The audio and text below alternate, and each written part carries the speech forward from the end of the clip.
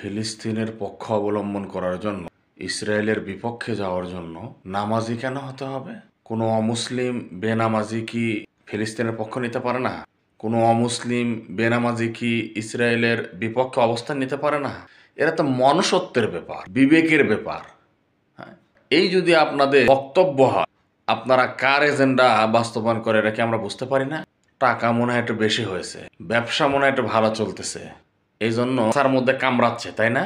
যেখানে মানবতার পক্ষে অবস্থানের বিষয়, যেখানে মানুষত্বের বিষয়, মানুষ হওয়ার বিষয়, সেই জায়গায় নামাজির প্রশ্ন কেন আসতেছে? তার মানে আপনার সামনে যদি একজন মুসলমানকে হত্যা করা হয় আর আপনি যদি বেনামাজি হন কিংবা যদি ইসলাম ধর্মের অনুসারী না হন, অন্য ধর্ম অবলম্বী হন, আপনি প্রতিবাদ করবেন না? জমশেদ সাহেব, টাকার গরম বেশি দিন থাকে না, সাবধান হয়ে যান। মানুষ আপনার প্রতি এখন বিরক্ত হয়ে গেছে, আপনাকে বয়কট করতে সময় লাগবে।